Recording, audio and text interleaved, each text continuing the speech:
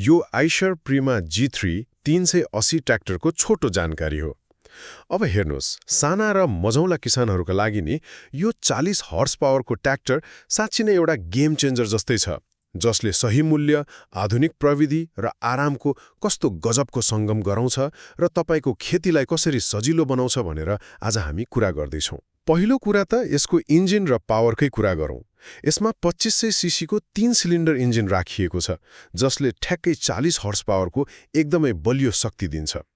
अनि यसको 12 फरवर्ड र 3 रिभर्स गियरबक्सको मुख्य फाइदा के हो भने नि यसले तपाईँलाई माटो र बाटो अनुसार ठ्याक्कै कति गति चाहिन्छ त्यो एकदमै सजिलै नियन्त्रण गर्न सघाउँछ। दोस्रो, यसको क्षमता र टिकाउपन।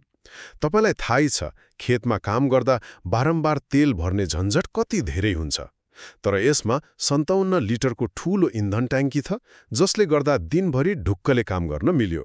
साथै तौलको कुरा गर्दा 2 पाङ्ग्रे ड्राइभ मोडलको तौल 1970 किलो छ भने 4 पाङ्ग्रे ड्राइभको तौल 2225 किलो छ।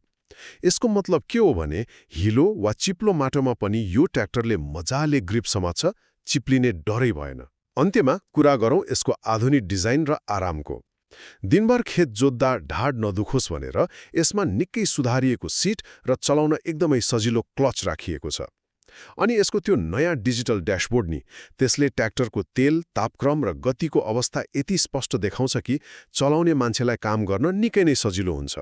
छोटकरीमा भन्नुपर्दा साधारण डिजाइन र आधुनिक प्रविधिको यो गजबको मेलले तपाईँको खेतीलाई साँच्चै नै नयाँ उचाइमा पुर्याउनेछ।